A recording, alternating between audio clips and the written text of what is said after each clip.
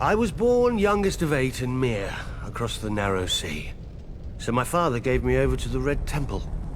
In their wisdom, they decided to make me a priest instead of a warrior or a temple prostitute like other children. It was not the path I would have chosen. Sure, I prayed the prayers and I spoke the spells, but I also led raids on the kitchens. And from time to time, they found girls in my bed.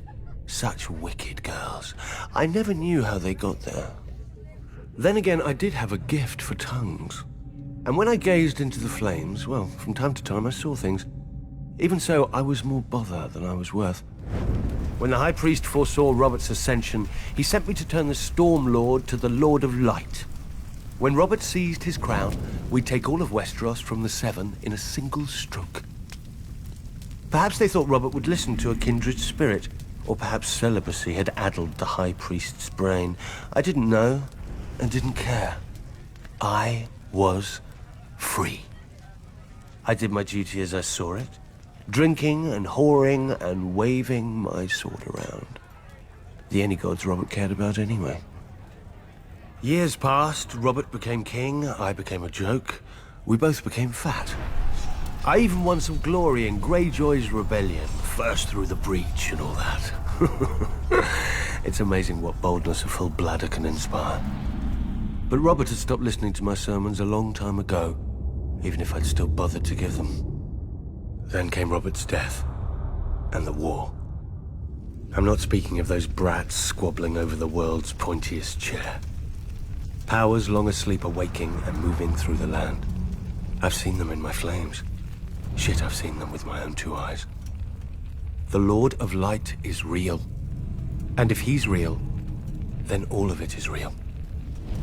Man once again faces the war for the dawn, which has been waged since time began. On one side is the Lord of Light, the heart of fire, the god of flame and shadow. Against him stands the great other, whose name may not be spoken. The Lord of Darkness, the soul of ice, the god of night and terror. According to prophecy, our champion will be reborn, to wake dragons from stone and reforge the great sword Lightbringer that defeated the darkness those thousands of years ago. If the old tales are true, a terrible weapon forged with the lifeblood of a loving wife's heart. Part of me thinks man was well rid of it, but great power requires great sacrifice.